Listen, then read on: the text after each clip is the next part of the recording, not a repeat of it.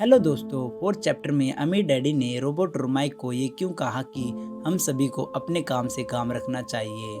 जैसे कि हम थर्ड चैप्टर में सीख चुके हैं कि मोस्टली पीपल दूसरों के लिए काम करते हैं, वे अपने लिए काम नहीं करते। जैसे प्राइवेट कंपनी में लोग मालिक के लिए काम करते हैं और गवर्नमेंट जॉब में लोग गवर्नमेंट के लिए काम करते हैं, एटसेट्रा एटसेट्रा। इसलिए अमीर डैडी ने मैकडोनल्ड के फाउंडर रे क्रोक की ये बातें रोबोट और माइक को सिखाई कि लोगों की लाइफ में पैसे की प्रॉब्लम इसलिए आती है क्योंकि वे अपनी पूरी लाइफ दूसरों के लिए काम करने में बिता देते हैं। इसलिए ज्यादातर लोगों के पास पूरी लाइफ बीत जाने के बाद भी पैसा नहीं होता। ये रे क्रोक के अकॉर्डिंग दिया गया डायग्राम आपका प्रोफेशन कि आप मालिक या गवर्नमेंट के लिए काम करते हैं और फिर उस प्रोफेशन से अर्न किए हुए पैसे को आप अपने एसेट्स को क्रिएट करने में लगाते हैं या अपना कोई बिजनेस स्टार्ट करते हैं, तो फ्यूचर में आप एक रिच मैन बनते चले जाओगे। और अगर आप अपने प्रोफेशन से अर्न किए हुए पैसे को खर्च कर देते हो तो आप कभी एक रिच मैन नहीं बन पाओगे, फिर आप केवल मिडिल क्लास में ही रह जाओगे जो पैसा तो बहुत कमाते हैं लेकिन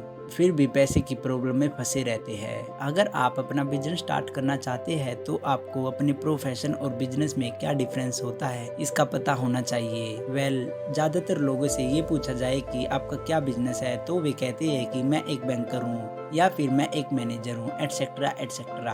और अगर उनसे ये पूछा जाए कि जिस बैंक में तुम काम करते हो वो बैंक तुम्हारा है या फिर जिस कंपनी के तुम मैनेजर हो वो कंपनी तुम्हारी खुद की है, तो वे कहते हैं कि नहीं, हम वहाँ पर काम करते हैं। इसलिए आपका प्रोफेशन बैंकर है या मैनेजर है लेकिन आपका कोई बिजनेस नहीं है। अगर आप स्कूल के अकॉर्डिंग चल रहे हो तो स्कूल में हमें जो एजुकेशन दी जाती है हम उसके अकॉर्डिंग वही बन जाते हैं। फॉर एग्जाम्पल, अगर हम कुकिंग की एजुकेशन लेते हैं तो हम एक शेफ बन जाते हैं। अगर हम एक लॉयर की एजुकेशन अडॉप्ट करते हैं तो हम वकील बन जाते हैं। इसलिए अगर हमें इकोनॉमिक फ्रीडम लेनी है तो हमें अपने काम से काम रखना होगा और जो आपका बिजनेस है वो आपके एसेट्स वाले कॉलम में होना चाहिए, ना कि लायबिलिटी वाले में। ये बातें आपने जरूर सुनी होगी कि मुझे ज़्यादा सैलरी मिलनी चाहिए या काश मेरा प्रमोशन हो जाए या फिर मैं एक बार और स्कूल जाना चाहूँगा ताकि मुझे एक अच्छी सैलरी वाली जॉब मिल जाए, एटसेट्रा एटसेट्रा।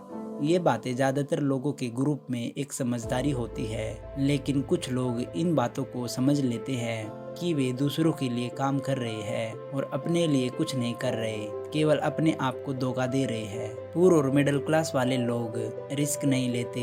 वे सोचते हैं कि अगर वे रिस्क लेंगे तो उनका पैसा डूब जाएगा, इसलिए वे इस गेम को सिक्योरली तरीके से खेलते रहते हैं। अगर आप इकोनॉमिक रूप से फ्रीडम पाना चाहते हैं तो आपको अपने काम से काम रखना होगा। आप अपने दिन की जॉब को कंटिन्यू रखें लेकिन जॉब के कुछ परसेंट पैसे को लायबिलिटी में इन्वेस्ट ना करके एसेट्स को क्रिएट करने में लगाएं। इससे आपको प्रेजेंट में तो प्रॉब्लम होगी लेकिन आपका फ्यूचर बिल्कुल सिक्योर हो जाएगा और आप कुछ सालों के अंदर एक रिच मैन बन जाओगे।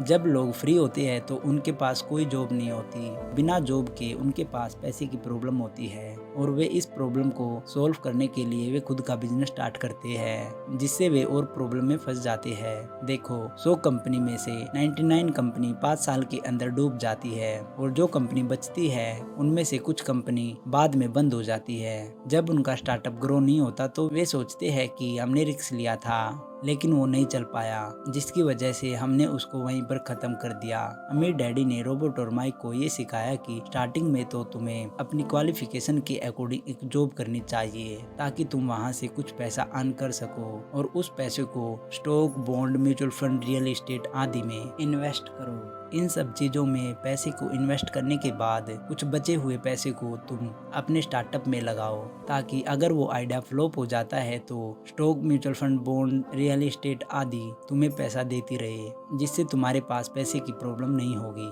तो दोस्तों, आपने इस वीडियो के थ्रू क्या क्या सीखा कृपया करके हमें कमेंट सेक्शन में ज़रूर बताएं और अगर आपको ये वीडियो पसंद आई है तो इसको शेयर और लाइक करना ना भूलें और सब्सक्राइब ज़रूर करें ताकि आप फ्यूचर में कोई वीडियो मिस ना कर सको।